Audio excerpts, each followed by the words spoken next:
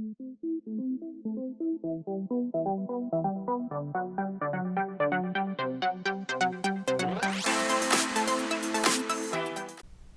everybody, this is Graeme Anderson, and today I'm going to be looking at Free Market, New York City. When I first saw this box, I didn't know what type of game this was, even after I read the back of the box and it talks about the rise of the American economy after the Great Depression. Okay, but that it's also presented from a humorous and ironic perspective of life, making it a social and fun game. Okay then. Not exactly sure what that means, but at its core it's a market game. Buy low, sell high. The actual gameplay is worker placement. And though that worker placement, you're going to be manipulating the market, selling goods, staking claims in businesses, taking over other people's shops, causing strikes, and a whole lot of other actions. So there seems to be a whole lot going on in this box. But does that make a game you should be risking all your money on? Or will this soon just be a penny stock? Let's get it to the table, see how it's played, and we'll come back to my final thoughts on Free Market, New York City.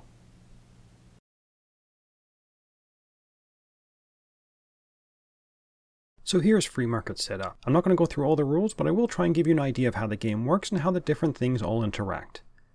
Now each player will take their components, a screen and a character, 3 managers, which are the larger meeples, and a truck.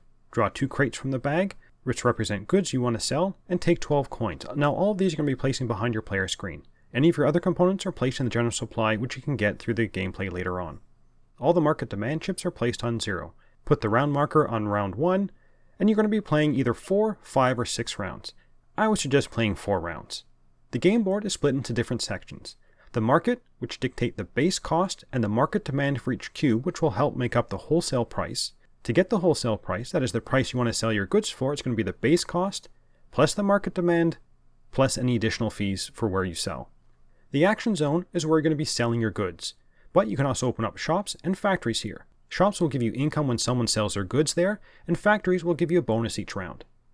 Finally, there's the operation stages, which represent the actions your manager can take during the round. Each stage of the 4 rounds is marked by the movement of the stage marker. The first 4 stages are round setup stages.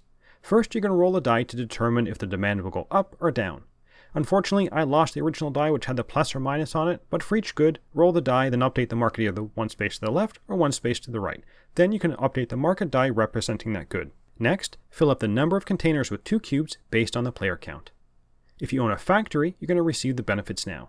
If you have influenced a politician on a previous round, then you either have to donate a coin to the tower, or you're going to be receiving a coin from the supply. And if you have more than 3 managers in play, you have to pay for the tax for those extra managers. You're going to remove any strike tokens from the action zone, but all these previous steps are going to be skipped in the very first round of the game, and hopefully you'll understand these steps a bit more as I talk through the rest of the gameplay. Next, you're going to be auctioning off the containers. The start player will pick a container and put in a bid. The bid must be at least the cost of the combined goods. That is the base price from the corresponding market. Players will continue to bid on containers until no players wants to continue auctioning off the containers. And again, not all containers have to be auctioned. When you win an auction, you can pay an additional 2 coins to draw a random cube from the bag. The last of the setup phases is the management placement phase. Here, you'll be placing your managers on the actions that they'll be taking during the round. The starting player places one and then goes around the table until all players have placed all their available managers.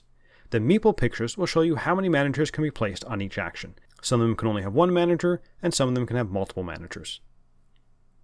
You will then go through the actions from left to right. I'm not going to go through all the actions, but you will be able to do things like get the first player, exchange your crates with crates left over in the container section, buy or sell crates at the base cost, place a roadblock, get workers, modify the market demand, make an express delivery, buy or sell an extra truck, place a shop or factory, get purchase orders, influence a politician, do a standard delivery, hire or fire a manager, or get the contents of the donation tower. I'm not going to explain any of these actions, but I did want to briefly talk about some of the items you can get during the round and what their use is.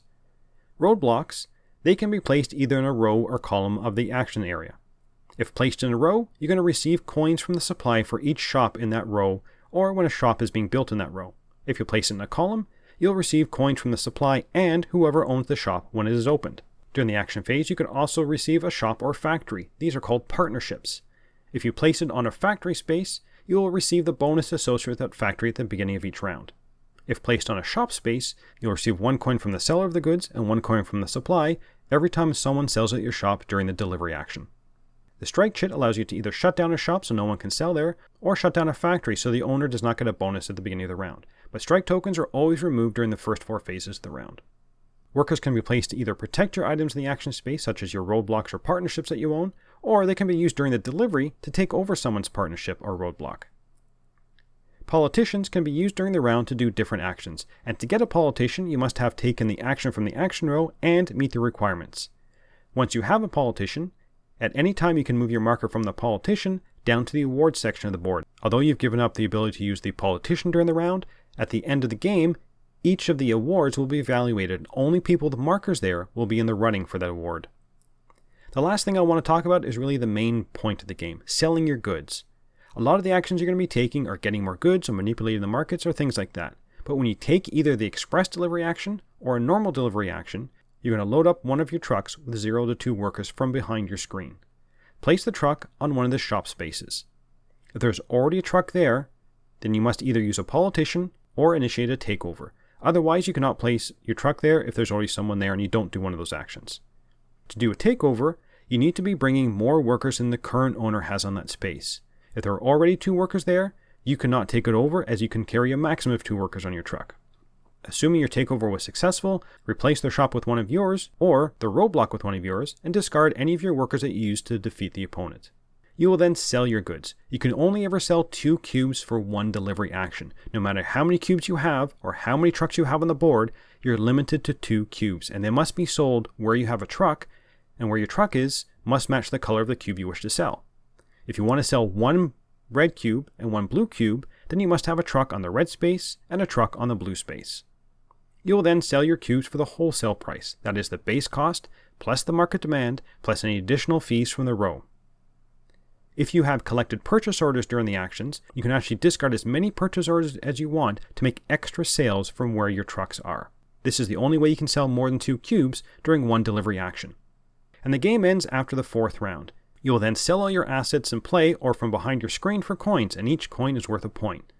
You will then assess the awards and assign these points, and the player with the most points is the winner. Although I have skipped over many aspects of the gameplay, I hope I have given you enough insight into how this game plays. Now let's get back to see what I thought about Free Market, New York City. So, theme and components. There's really not much theme here, and I never felt like I was a company trying to make my name or trying to restart the American economy. It just felt like a market manipulation game with no real theme at all, but you know what, sometimes that's okay. So on to the components. Oh boy, I don't know where to start with this one. You know what, first some positives on the components. The wooden components are fine. You know, the houses, the meeples, the large and small, the cubes, the trucks, they're all fine. And even the dice, I'm okay with the stickers on those dice because they are kind of weird values. But my word, the graphic design in this game, I don't know what to say. The board is probably one of the messiest I've seen in a long, long time. They needed someone to come in and clean it up and streamline that board.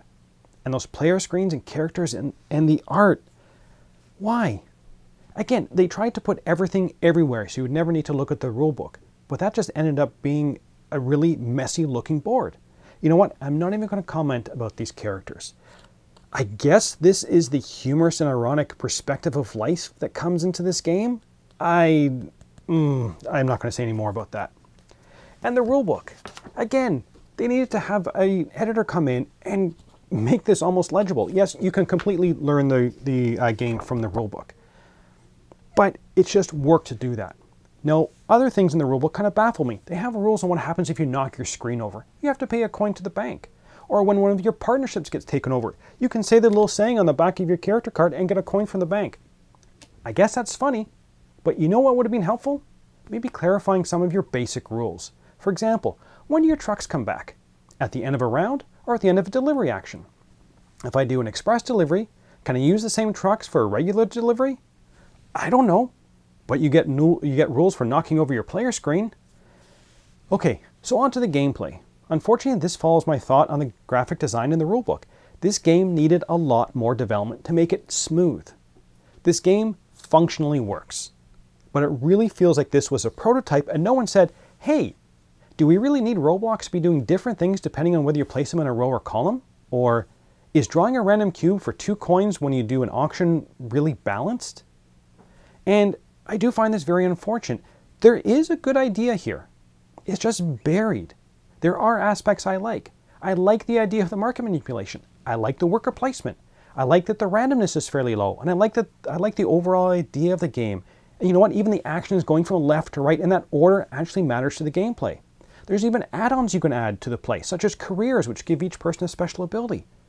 It just doesn't fit all together properly and smoothly. You get a very, very clunky game. Now, there is some player action in this game, through the worker placement, being able to manipulate the market price, through your worker pieces, and doing takeover. And that piece is all right. But again, the rules make it feel like it's more work than it's really worth. It does add something different to a normal worker placement game, and I'll give it props for that. But it did need to be thought through a little more.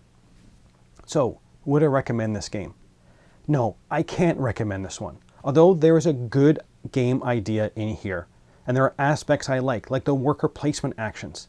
But there's just too many problems, from the graphic design, to the rulebook, to it being too convoluted, and just, in general, needing a developer to come in and make this game what I think it could have been. So with all that, I'm going to give this game a 5 out of 10. I would have loved to see this game after it had been through a game developer to help streamline the game and bring out the potentially solid game that I think may be in here. But as it stands, this one is just getting a pass from me. But that's it for the moment. Until next time, thanks for watching.